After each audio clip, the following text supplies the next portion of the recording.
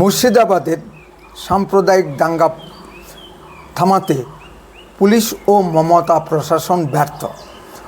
কলকাতা হাইকোর্টের নির্দেশে শেষ পর্যন্ত কেন্দ্রীয় বাহিনীকে ডাকতে হচ্ছে। কেন্দ্রীয় বাহিনী 12 ঘন্টার মধ্যে মুর্শিদাবাদের দাঙ্গা পরিস্থিতি নিয়ন্ত্রণে এনেছে, যা রাজ্য পুলিশ 6-7 দিনেও নিয়ন্ত্রণে আনতে সক্ষম হয়নি। এতদিন রাজ্য পুলিশের সর্বোচ্চ মহল ও রাজীব কুমাররা কলকাতায় বসে তামাশা দেখছিল ও মাঝে মাঝে 2-1টা বিবৃতি দিচ্ছিল। কেন্দ্রীয় বাহিনী একটু নিয়ন্ত্রণে আনতেই রাজীব কুমাররা মুর্শিদাবাদ ছুটে যাচ্ছে পরিস্থিতি খতিয়ে দেখতে। এতদিন সাহস হয়নি। ধুলিয়ান থেকে মানুষ, বিশেষ করে হিন্দু মহিলারা গঙ্গা পেরিয়ে মালদার একটি স্কুলে আশ্রয় শিবিরে আশ্রয় নিয়েছে। কাশ্মীরে পণ্ডিতদের মতো হিন্দুরা নিজ দেশেই পরবাসী হয়ে গেছে। প্রত্যাশা মতোই বিভিন্ন ব্যক্তি ও রাজনৈতিক দল প্রতিক্রিয়া দিতে শুরু করেছে।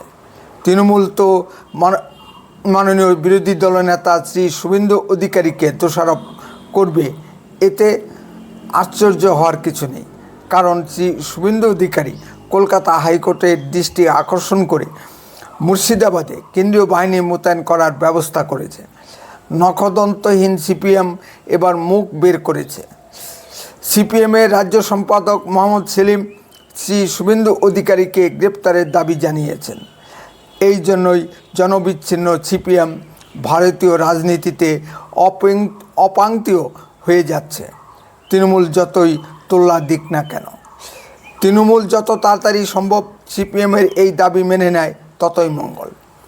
আজ মোহাম্মদ সেলিম ও মীনাক্ষী মুখার্জিরা নিহত হরগোবিন্দ দাসের বাড়ি গিয়েছিলেন। হরগোবিন্দ দাস নাকি সিপিএমের কর্মী ছিলেন। মোহাম্মদ সেলিমরা চলে আসার সাথে সাথেই আবার গণ্ডগোল শুরু হয়।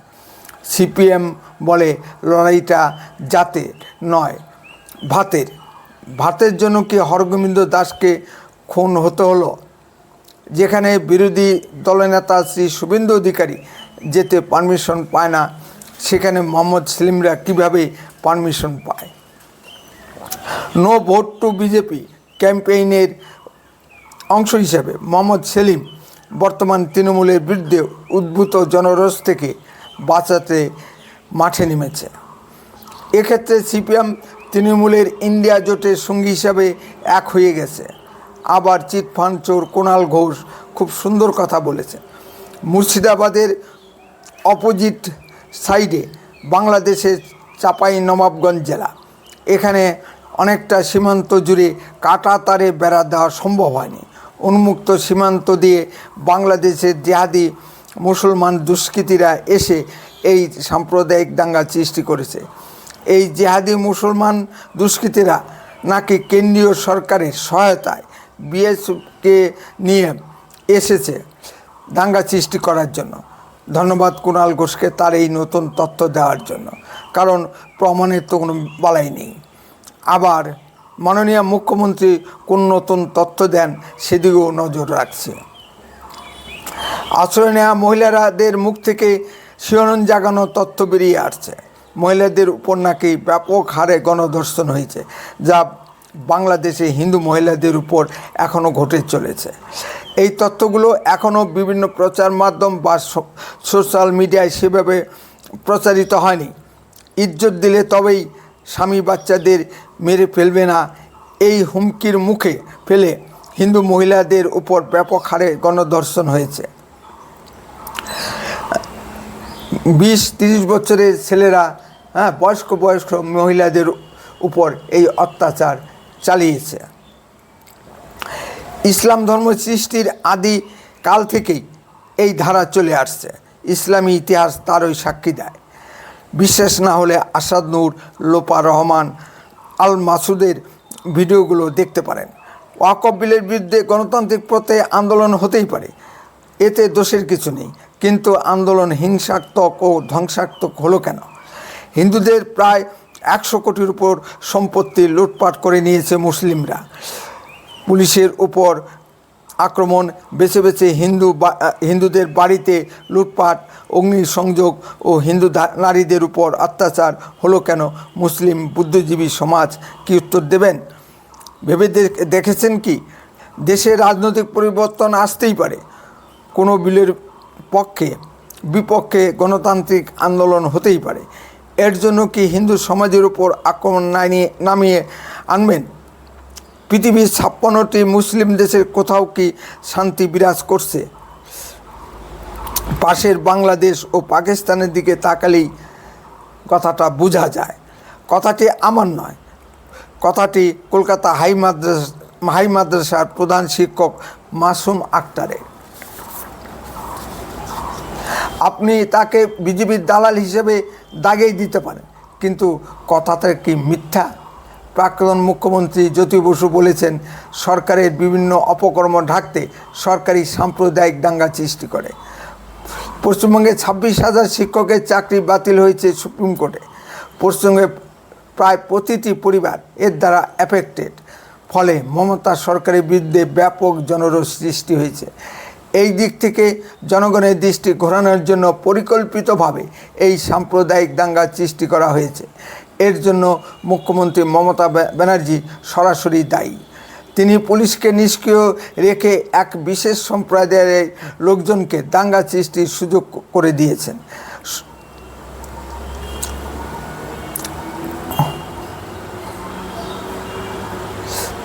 শমশেরগঞ্জের হরগোবিন্দ দাস ও তার ছেলে চন্দন দাসের রক্তে মমতা ব্যানার্জির হাত রঞ্জিত। এই ধরনের রক্তপিপাসু দাঙ্গা সৃষ্টিকারী তৃণমূল সরকারের কি প্রয়োজন আছে?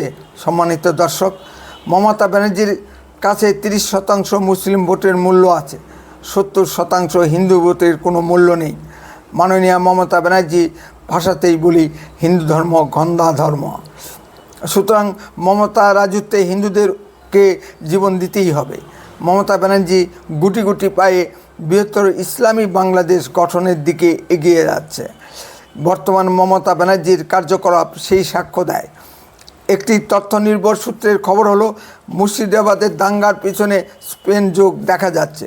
স্পেনের রাজধানী মাদ্রিদে একটি বিশেষ গোপন বৈঠক হয়। ওই বৈঠকের আয়োজক পাকিস্তানের গুপ্তচর সংস্থা ও তুরস্কের গুপ্তচর সংস্থা। সে বৈঠকে উপস্থিত ছিল বাংলাদেশের সেনাবাহিনীর 2 জন ওয়াকার উজ্জামান বিরোধী সেনা কর্মকর্তা, ভারতের প্রাক্তন সিমি বর্তমান পপুলার ফ্রন্ট অফ ইন্ডিয়ার একজন কর্মকর্তা। তৃণমূলে কেউ উপস্থিত ছিলেন কিনা তা জানা যায়নি।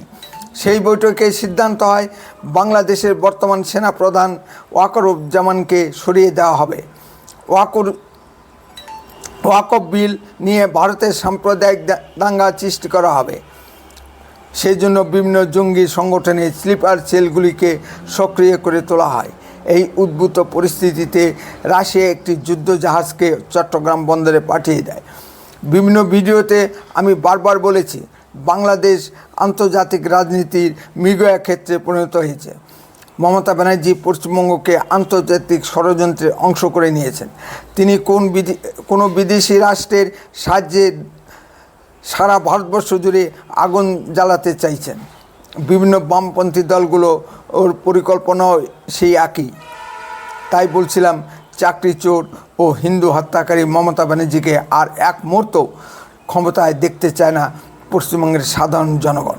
এক্ষুনি একে বিদায় করা দরকার। উত্তরে কণ্ঠ সর্বদাই বাস্তব ও সত্য কথা বলে। আরও এ ধরনের ভিডিও পেতে দয়া করে এক্ষুনি চ্যানেলটিকে সাবস্ক্রাইব করুন। আপনার মূল্যবান মতামত কমেন্টে লিখুন। যদি ভিডিওটি ভালো লেগে থাকে তাহলে অন্ততপক্ষে 10 জনের মধ্যে ভিডিওটি শেয়ার করুন। উত্তরে কণ্ঠ দেশের কথা বলে, দশের কথা বলে। আপনারা চোখ রাখুন উত্তরে কণ্ঠের পর্দায়। আপনার অঞ্চলে ঘটা কোনো ঘটনার ভিডিও সরাসরি এই হোয়াটসঅ্যাপ নম্বরে পাঠান। আমরা গুরুত্ব বুঝে তা প্রচার করব। বন্দে মাতরম। ভারত মাতা কি জয়।